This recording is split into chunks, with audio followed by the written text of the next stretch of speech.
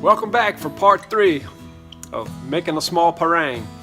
I told you guys I'd come back and kind of show you the finish on the blade and take a look at the handle process. You know, I decided I was going to try to make a handle wrapping with a piece of suede lace that I had a spool of just laying around. And watching somebody wrap lace is pretty boring. You know, I told you I wasn't going to show you all the grinding in the last video because it was boring. Well, watching me wrap lace is pretty boring too, but I'm going to show you where I am so far on wrapping that handle and then kind of explain the process that we're going to go through and update you on the progress as we go. Thanks for being here.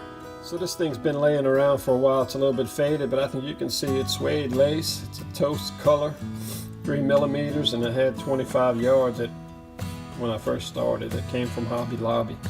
Anyway, this is kind of what it looks like.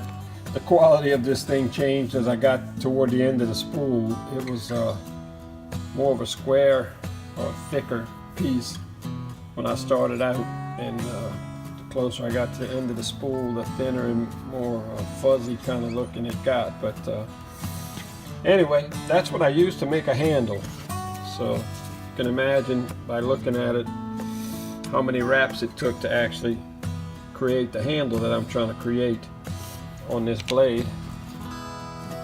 So here's the blade, the handle that I created with the suede lace. It fits my hand pretty good. The knife's actually intended for a woman that's obviously got smaller hands than I do.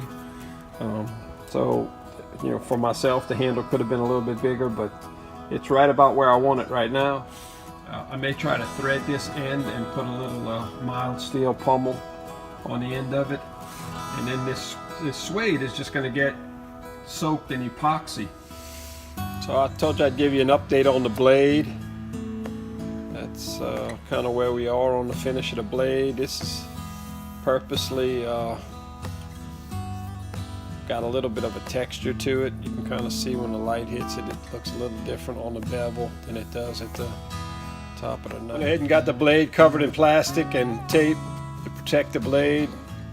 It's just a good idea before you start messing around with any epoxy, because it's just extra cleanup work if you get it in spots where you don't want it. So I think I missed my footage on a drill press, but here's my brass rod. I got a couple holes through that handle. I'm going to set that brass rod in there and then continue working on this handle a little bit. It probably wasn't necessary, but I did it anyway.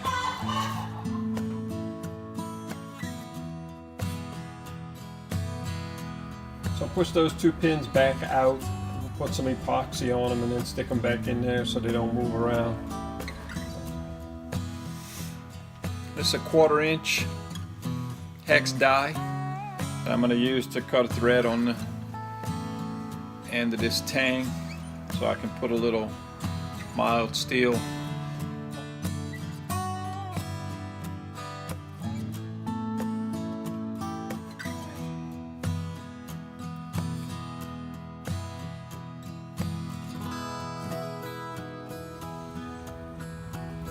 So I decided on a 2-piece pommel.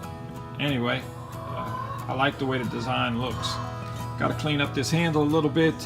I'm going to try to get my Turk's head knot clean, wash it a little bit because it's got a little bit grimy, and then put another coat of epoxy over the handle itself, and then see about getting this thing cleaned up and put an edge on that blade.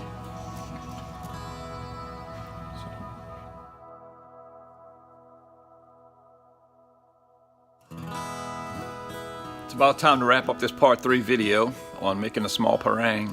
The handle is complete and I'm pretty happy with it. It's actually sitting in the vise now with a clear coat drying. Man, I don't like these transition lenses for my videos, but anyway, we're at the end of part 3 and I just wanted to show you the knife. There was a long delay between the end of part 2 video and part 3, a lot longer than expected.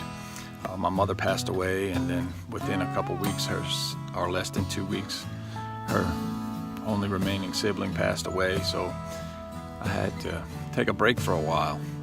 Unfortunately, when I unwrapped the knife, there's a little bit of oxidation on the blade that formed from the knife being wrapped in plastic for all that time.